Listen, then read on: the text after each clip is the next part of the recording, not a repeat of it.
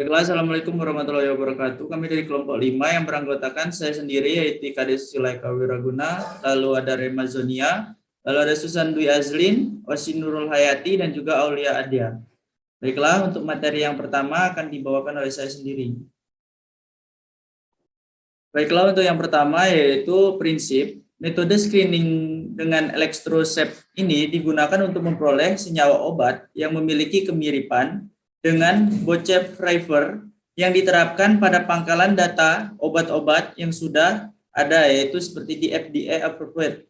Lalu metode tersebut dikatakan mampu mendapatkan data senyawa hasil screening yang baik karena dia memperhitungkan bentuk 3 dimensi, lalu muatan parsial, dan juga lipofilisitas atom.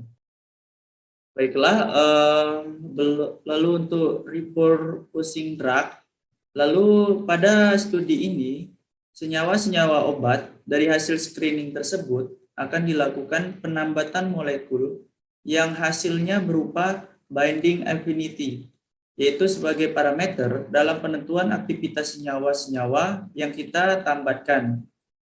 Lalu untuk yang selanjutnya akan dijelaskan oleh teman saya. Baiklah, saya akan menyampaikan materi mengenai validasi metode penambatan molekul. Data Smiles dari Boceprevir dimasukkan dalam web server untuk memperoleh data senyawa perangkap yang diduga tidak memiliki aktivitas terhadap enzim yang dipilih. Setelah didapatkan data senyawa perangkap, kemudian digambarkan menggunakan aplikasi Marvin Sketch yang kemudian disimpan dalam bentuk MOL2. Preparasi dan penambatan molekul senyawa perangkap dan ligan. Kemudian hasil penambatan dilakukan analisa ROC menggunakan web server Screening Explorer.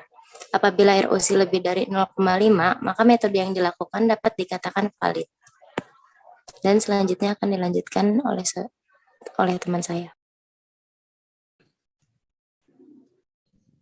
Selanjutnya, screening virtual. Senyawa Boceprevir diambil dengan cara mengekstrak data ligan pada web server protein data bank.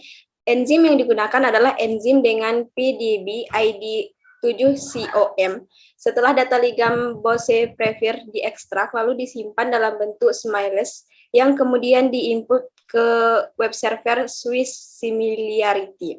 Pangkalan data yang digunakan adalah data obat yang sudah approved dengan metode screening elektrosep. Setelah screening data dapat diambil dalam file CSV yang kemudian digambarkan strukturnya menggunakan aplikasi Marvin Sketch 2021 dan disimpan dalam MOL2.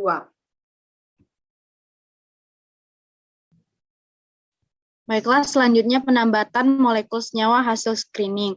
Nah, di sini senyawa hasil screening dipreparasi dan ditambatkan pada enzim dengan cara yang sama seperti pada validasi metode yang sudah dilakukan tadi. Nah, untuk ukuran grid box ini menyesuaikan dengan hasil dari validasi metode yang dilakukan. Setelah itu, dianalisa hasil penambatan molekul berdasarkan binding affinity-nya.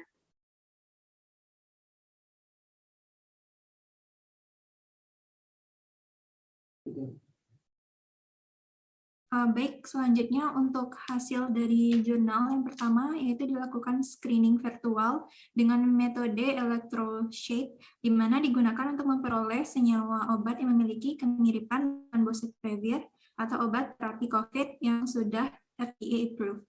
Di mana screening virtual ini akan mendapatkan 53 senyawa obat yang dikatakan mirip dengan Boceprevir dengan tingkat kemiripan 0,824 sampai 0,700 berdasarkan metode electroshake, di mana senyawa yang mirip Boceprevir ini berupa obat antibiotika seperti amoxicillin, ampicillin, meropenem, moxifloxacin, dan juga beberapa golongan statin.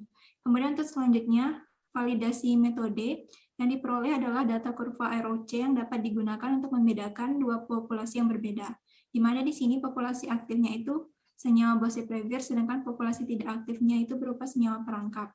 Hasil ROC ini didapatkan sebesar 0,900, di mana apabila nilai ROC lebih dari 0,5, maka metode yang dilakukan dapat dikatakan valid, dan metode ini dapat digunakan dengan baik dalam membedakan populasi aktif dan inaktif.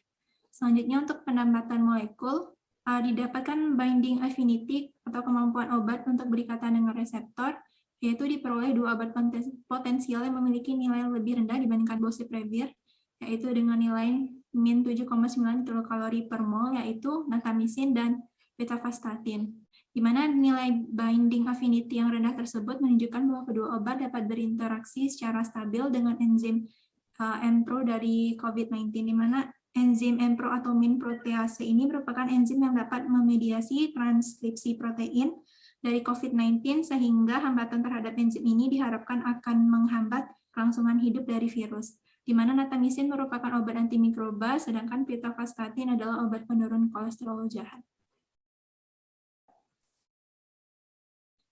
Baik, adapun kesimpulan dari jurnal kali ini yaitu screening virtual dengan penambatan molekul memberikan pilihan obat sebagai alternatif terapi COVID-19, di mana didapatkan dua pilihan alternatif obat COVID-19 pada hambatan enzim main protease, yaitu natamicin dan pitavastatin.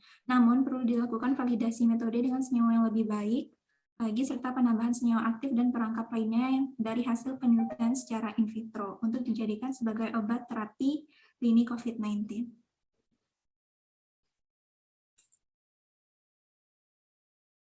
Baiklah, sekian materi dari diskusi kami kelompok 5. Apabila ada kesalahan kata atau kurangan, kami ucapkan mohon maaf. Wassalamualaikum warahmatullahi wabarakatuh.